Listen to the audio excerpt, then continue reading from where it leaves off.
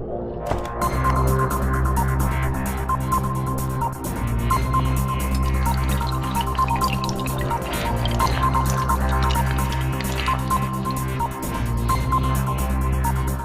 delighted to be here this evening. It is truly a special privilege for me to be with you, students, from around the world this evening. As I look at you, I see me in you. I see the future of the world. You are the hope of tomorrow. You are the promise, potential, and possibilities of the world. I have been asked to speak with you about my experience as an immigrant who came to the United States of America and became a successful entrepreneur, to provide some advice based upon what I have learned, and to share my thoughts on the future of international educations. I will. I am an immigrant. This nation is what President Kennedy called a nation of immigrants. People came here from every end of the earth. The immigrants have brought and continue to bring a broad-based benefits to America in terms of job and economy. They are the leaders, entrepreneurs, innovators, creators, scientists, and engineers. As President Kennedy said in 1950, and I quoted that when I gave a speech at JFK Library last year on the occasions of immigrations and naturalization ceremony, that immigrants infuse this nation with far horizons and new frontier, thereby keeping the hope alive and well. So let me begin, however, with the following lines from a popular American song that some of you may be familiar with. What the world needs now is a love, sweet love. That's the only thing that is just too little of. Those are the opening lines from a best-selling song written by Burt Bacharach and Hal David in 1965. Sadly, these lyrics are truer today when they were written over half a century ago. I will come back to these lines later on in my presentation. So let me turn first to my journey. I came to the United States from India at the age of 15 to pursue the American dream. At that young age, I was not quite sure how I would achieve that dream. But I knew even then that being a business owner would be part of it. I also knew that it meant being apart from my family and developing my own career track with a little parental and professional guidance. But it was also an opportunity. That's the way I saw it, an opportunity to define myself in America, the land of opportunity. The process of defining myself here in America had 5 stages: getting a good education, doing my apprenticeship, becoming an entrepreneur, building a strong team that shared my vision and values, moving on to other things. I got my bachelor's and master's degree in computer science at the University of Colorado in Boulder. That gave me the knowledge that I needed to go into business. When I graduated with my advanced degree, I was not prepared to go directly to owning a business. That is because I did not know how business operated. I had no real exposure to business prior to starting college. I knew I needed experience before launching my own venture. So I worked with 2 major information technology companies in the Washington, D.C. area for about a decade to learn the ropes and the ins and outs of doing business with the government. That gave me the skills and the real-world grounding that I needed to start my own business. As a cliche, after doing my apprenticeship in 1994, I purchased a company for $45,000, an information technology company. Within 13 years, along with my key management team, we took that firm from a workforce of 1 employee, that's me, to more than 3,000 employees to approximately $300 million in revenue. My team of talented senior managers were central to everything. Success in business is a team sport. So it is we, not me, who made it happen.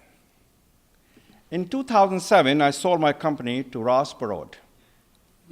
As you all know, he ran for the election, and President Clinton won, and George H.W. Bush was defeated. And if you talk to Ross Perot, he said because of him, President Clinton became a president. So I don't think that's the case, because President Clinton is a gifted politician. He's the most gifted politician I ever met in my life. So is his wife, Hillary Clinton, who was not successful last time in the election. She is the most talented woman that I ever met in my life. Governor Blanchard worked for President Clinton, so is his wife, Janet. They can say that they are the talented couple in the world.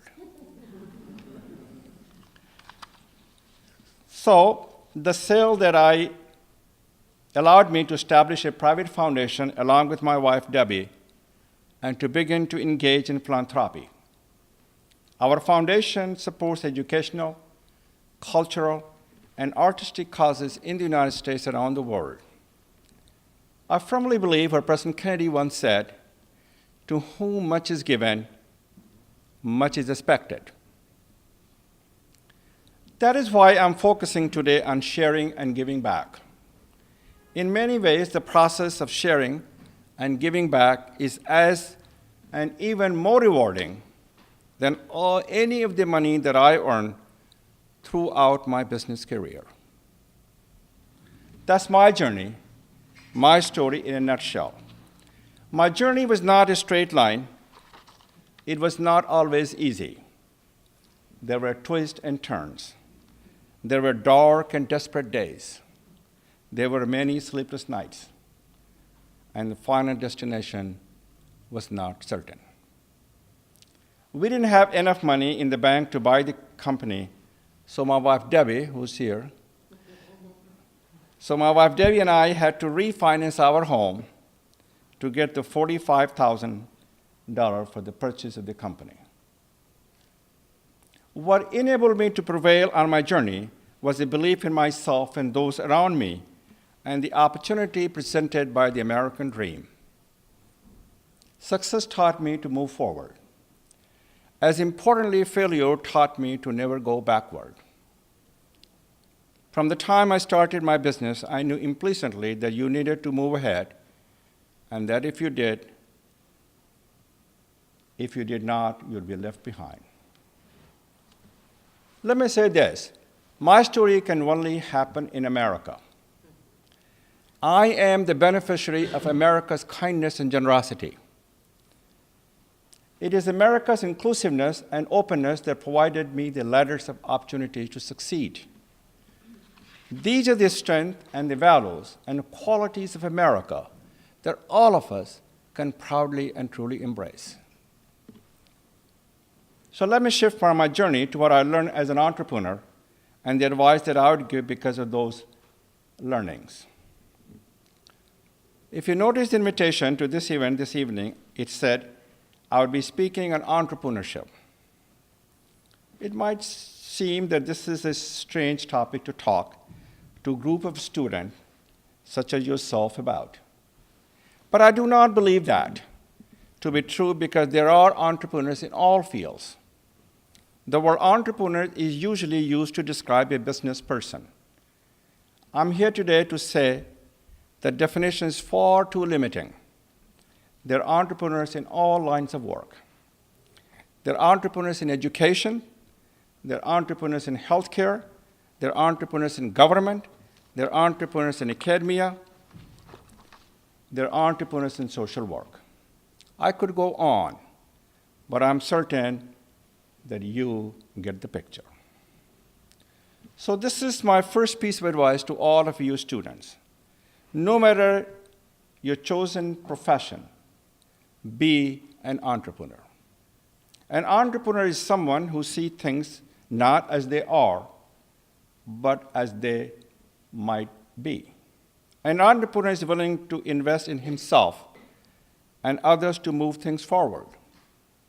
An entrepreneur is not afraid of risk, but does not take risks unnecessarily.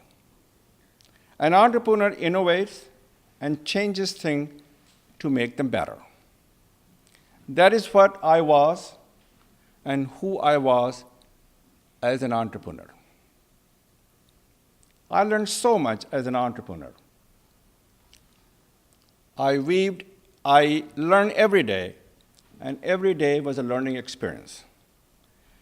But there was one overriding theme or lesson that I learned early on that was central to my business and to my success. That is, you need to think small to win big. The famous American movie director and writer Woody Allen said, and I quote, 90% of life is just showing up. And Cynthia agrees with me. I became successful, I believe you can as well, by concentrating on the 10%. That means focusing on paying careful attention to the critical few areas that make a difference for success. For me, in my business, they were developing a distinctive core competence, establishing a laser beam customer focus, creating niche differentiation, ensuring perfection in performance. The core competence in my IT business was combining a blend of engineering, science, and information technology skills in our service package. Our laser beam customer focus was on the organization that needed a blend of high technical skills in their IT work. Our niche differentiation was to concentrate on those organizations and not to try to grow willy-nilly. We ensure perfection in performance by providing all deliverables to our customer on time, under budget, and managing the customer relationship in a manner that exceeded their expectations. So those were my key learning as an entrepreneur. Even though I learned them in business, I believe those 4 areas, core competence, customer focus, niche differentiation, and perfection in performance, apply to all professions and lines of work. I encourage you to think about how you can employ them as a guideline as you go through your studies and move ahead into your careers. Now, here is a little more advice based upon my learning. If you will recall, a little earlier, I said, an entrepreneur innovates and changes things to make them better. So my second piece of advice to innovate. Let me qualify that. Innovate, but do not start from scratch. Borrow and build on the ideas of others. And Chinese does a good job in doing so. A report on innovation states not all innovation is radical or breakthrough. Innovation can also be incremental, yet small, materially significant changes to the current operating model or product or services. Innovation in all fields is based upon being able to discover or see the things that others do not, and making the connection that others have not. Think about your profession, what is not seen or known yet, and what contribution you can make in this regard. I can assure you that if you do, it will pay off big time.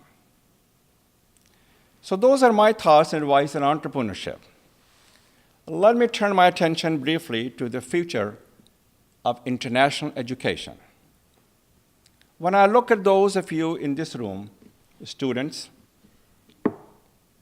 I understand from nearly 36 countries I see that future. That future is being together, not only in the classroom, but outside of it. The future of international students, international education, must not only be academic and cognitive. It must also be social and emotional. It must be experiential. All of you students staying here in the International Student House has been given a gift in this regard. It is a gift that will keep on giving. The bonds that you are forging in this house today, your time together, is as important, perhaps more so, in some ways, as your time in the classroom are hitting the books. I can say that based upon reflecting back on my days as an undergraduate and graduate student at the University of Colorado in Boulder. The times that I have shared there with other immigrant students, having coffee, sitting around chatting, discussing and debating topics late into the evening, helped shape and make me who I am. I stay in touch with several of those students till this day. I cannot overemphasize the importance of international education, having students from around the globe together in one place during these strife-torn times. Leaders of numerous countries are becoming much more autocratic. Many citizens in those countries are bent on building boundaries, barriers, and walls to keep us apart rather than to bring us together. These leaders are tearing apart the harmonious fabric of their nation.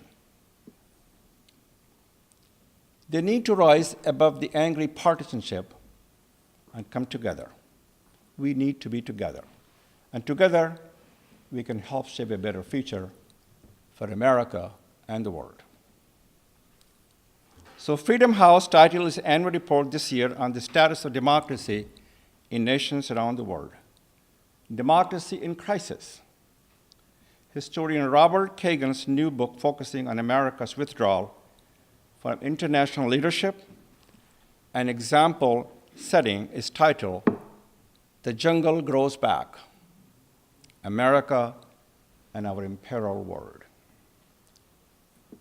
These are indeed trying and troubling times. That's why, as I close my remark, I have one final piece of advice for you students and then a request.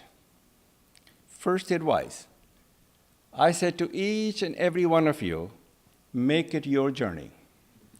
Frank Islam's journey was Frank Islam, Bill Gates' journey was Bill Gates, and Steve Jobs' journey was Steve Jobs. On your journey, stay true to you. This has always been one of my personal mantras. Make it your journey, stay true to you, be the best you can be, exploit your fullest potentials, do not be a clone, find your inner entrepreneur, chart your own path, create a mission, vision, and set of values that are unique to your enterprise and area of endeavor. That said, now the request. As a part of your journey, identify something that you can do in the future with those in your field of expertise, in your homeland, or with your fellow housemates from the International Student House to make a world a more unified and a connected place. I'm certain that you have followed the emergence of the Me Too movement to confront and combat sexual harassment and sexual assault in the United States and around the world. What we need is a We Too movement. that is a we together movement to confront and combat the disintegration and destruction of democracy and freedom worldwide. As I stated in my opening comments, what the world needs now is a love, sweet love. That's the only thing. They just do little of. You students can change that. You are the future. Because of the education you are receiving and the relationship that you're forming here, you will have the power as a citizen of your mother country and as a global citizen to help make the world a kinder, gentler, fairer, just, tolerant, inclusive, and a better place. If you and millions of others do so, we can help shape a better future for the world. The world needs this. It needs you and the love that you can bring it as a part of your journey. So thank you for letting me share this time and few thoughts with you tonight. May God bless and keep you in the palm of his hand as you make your journey. Thank you very much.